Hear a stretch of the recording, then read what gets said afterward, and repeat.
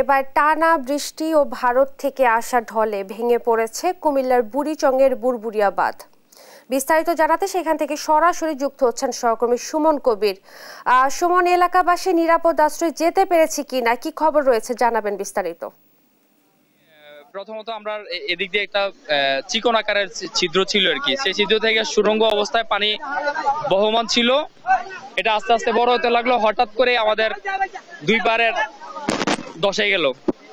সে এখন থেকে যে ক্ষয়ক্ষতির পরিমাণ আপনারা দেখছেন, এদিকে অবশ্যই ক্যামেরা দেখা যায় মিনিমাম 70 থেকে 69টা ঘর লন্ডভন্ড হয়ে গেছে এবং একেবারে জলের সাথে মিশে গেছে।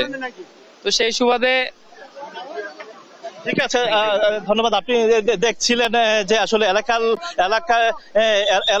এলাকার লোকজন যেটা বলছিলেন যে আসলে যখন এই ছিদ্র থেকে 30-40 ফুট ভেঙে যায়, আসলে এই সময় যে 70 থেকে 80টি বাড়ি ছিল সেটাও কিন্তু মুহূর্তের মধ্যে লন্ডভন্ড হয়ে যায়। এবং আমরা তাদের সাথে কথা বলে যেটুকু জানতে পেরেছি যে আসলে এখানে তারা রাত্রে যখন অবস্থান করেছিল তখন যখন ভেঙে যায় তখন কিন্তু আপনার বিভিন্নভাবে তারা চেষ্টা চালিয়ে যাচ্ছিল যে আসলে কিভাবে প্রতিরোধ, কিন্তু সেটা আর হয়ে ওঠেনি এবং রাতের মধ্যেই তারা আসলে ভেঙে যাওয়ায় তীরে এসে উঠতে হয়েছে। তো এই ছিল কুমিল্লা থেকে সর্বশেষ শাকিল।